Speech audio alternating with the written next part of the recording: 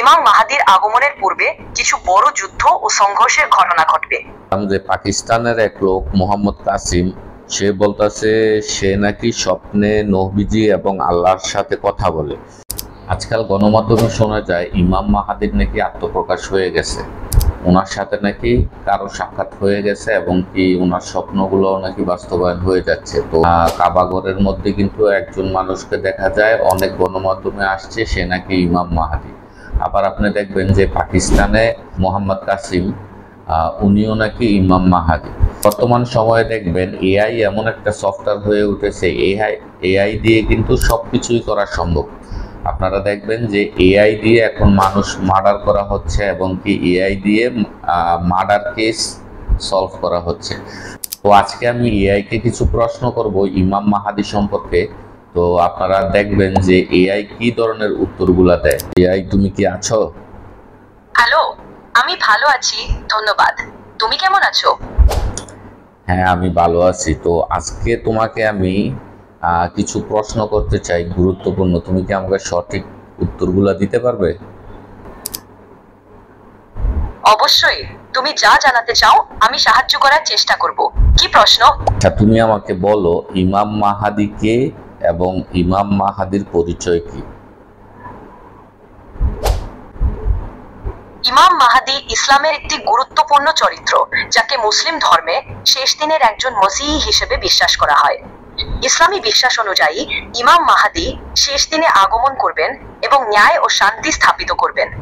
তিনি মুসলিম উম্মাহর জন্য একটি নেতা হিসেবে আবির্ভূত হবেন, যিনি সকল মিথ্যা ও অন্যায়ের বিরুদ্ধে লড়াই করবেন।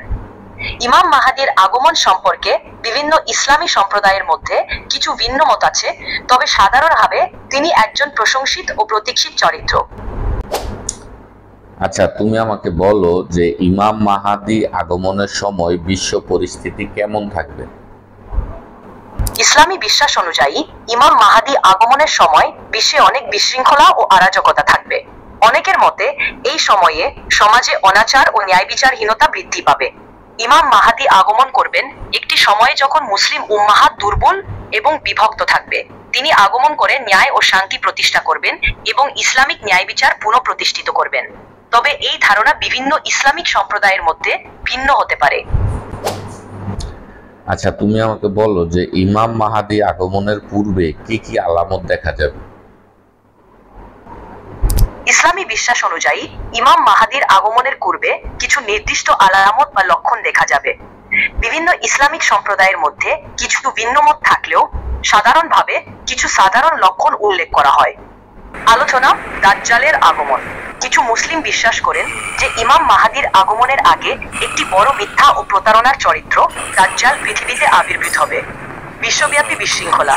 অনেকের মতে ইমাম মাহাদির আগমনের আগে সমাজে বিশৃঙ্খলা ও অরাজকতা বৃদ্ধি পাবে। নবী ইসহাকের আগমন। কিছু ইসলামী বিশ্বাস অনুযায়ী নবী ইসহাকের আগমন ও তার বার্তা একটি আলামত হতে পারে। মহান যুদ্ধ। ইমাম মাহাদির আগমনের পূর্বে কিছু বড় যুদ্ধ ও সংঘর্ষের ঘটনা ঘটবে। এই লক্ষণগুলো ইসলামী বিশ্বাস ও ধর্মীয় গ্রন্থে উল্লেখ করা হয়েছে, তবে এই বিষয়গুলি বিভিন্ন সম্প্রদায়ের মধ্যে ভিন্নভাবে ব্যাখ্যা করা হতে পারে। আচ্ছা, এবার বলো ইমাম মাহাদি কোন বংশের হবে এবং কি ওনার ডাকনাম কি থাকবে? ইমাম মাহাদি ইসলামী বিশ্বাস অনুযায়ী প্রফেট মুহাম্মদ সাল্লাল্লাহু আলাইহি ওয়াসাল্লাম বংশধর হবেন। বিশেষ করে তিনি হযরত আলী এবং হযরত ফাতিমা রাদিয়ের বংশধর হিসেবে পরিচিত হবেন। ইমাম মাহাদির ডাকনাম সম্পর্কে কিছু আলামত বা ধারণা রয়েছে, তবে এটি স্পষ্টভাবে উল্লেখ করা হয়নি।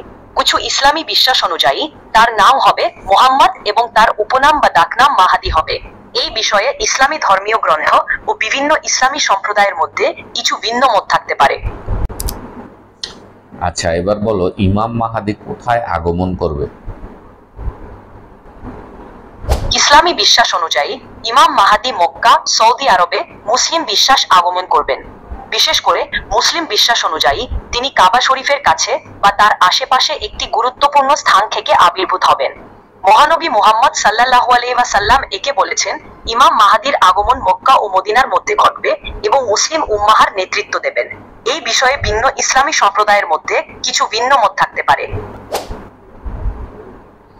আচ্ছা, এবার বলো, ইমাম মাহাদি কিভাবে সত্যিকারের মাহাদি হিসাবে স্বীকৃতি লাভ করবেন? ইসলামী বিশ্বাস অনুযায়ী ইমাম মাহাদি সত্যিকার মাহাদি হিসেবে স্বীকৃতি লাভ করবেন বিভিন্ন আলামতের মাধ্যমে। কিছু সাধারণ লক্ষণ যা তার আগমনের সত্যতা প্রমাণ করবে। 1. নির্দিষ্ট আলামত। ইমাম মাহাদির আগমনের পূর্বে কিছু নির্দিষ্ট আলামত বা লক্ষণ ঘটবে, যেমন বিশৃঙ্খলা, দাজ্জালের আগমন ইত্যাদি। এই লক্ষণগুলো ইসলামী ধর্মীয় গ্রন্থে বর্ণিত আছে। সঠিক বংশধরত্ব। ইমাম মাহাদি হযরত আলী ও হযরত ফাতিমা রাদিয়ের বংশধর হিসেবে আবির্ভূত হবেন। তার বংশধরত্ব ও পরিচয় স্পষ্ট হওয়া একটি গুরুত্বপূর্ণ বিষয়। 3. অবিচল নেতৃত্ব। ইমাম মাহাদি যখন আবির্ভূত হবেন, তিনি মুসলিম উম্মাহর জন্য একটি অবিচল ও ন্যায়পরায়ণ নেতা হিসেবে আবির্ভূত হবেন। 4. মুসলিম উম্মাহর সমর্থন। ইমাম মাহাদির আগমন ও তার নেতৃত্বের প্রতি মুসলিম উম্মাহর সমর্থন ও স্বীকৃতি একটি গুরুত্বপূর্ণ বিষয় হবে। এই সমস্ত বিষয় ইসলামী ধর্মীয় বিশ্বাস ও গ্রন্থে বর্ণিত আছে, তবে বিভিন্ন ইসলামী সম্প্রদায়ের মধ্যে কিছু ভিন্ন মত থাকতে পারে। আচ্ছা, তুমি এবার বলো যে ইমাম মাহাদি এবং দাজ্জালের মধ্যে কোনো সম্পর্ক আছে কি? ইমাম মাহাদি ও দাজ্জালের মধ্যে একটি সম্পর্ক ইসলামী বিশ্বাস অনুযায়ী আছে। দাজ্জাল একটি মিথ্যা ও প্রতারণার চরিত্র, যিনি শেষ দিনে আবির্ভূত হবেন এবং মানুষকে বিভ্রান্ত করবেন। ইমাম মাহাদি তার আগমনের মাধ্যমে দাজ্জাল ও তার অনুসারীদের বিরুদ্ধে লড়াই করবেন, ন্যায় ও শান্তি প্রতিষ্ঠা করবেন। এই দুই চরিত্রের মধ্যে একটি সংঘর্ষ বা প্রতিদ্বন্দ্বিতা থাকবে, যা শেষ দিনের একটি গুরুত্বপূর্ণ অংশ হিসেবে বিবেচিত। আচ্ছা, এবার বলো, ইমাম মাহাদির শাসন আমলে মুসলিম উম্মাহর অবস্থা কেমন হবে? ইমাম মাহাদির শাসন নামে পরিচিত হবে। সাধারণভাবে অত্যন্ত সুস্থ ও শান্তিপূর্ণ হবে। ইসলামী বিশ্বাস অনুযায়ী ইমাম মাহাদি একটি ন্যায়পরায়ণ ও সৎ নেতা হিসেবে আবির্ভূত হবেন, যিনি মুসলিম উম্মাহর জন্য ন্যায়, শান্তি ও সমৃদ্ধি নিশ্চিত করবেন। তার শাসনামলে মুসলিম উম্মাহর মধ্যে একতা ও সহযোগিতা বৃদ্ধি পাবে এবং সমাজে ন্যায় ও ইনসাফ প্রতিষ্ঠিত হবে।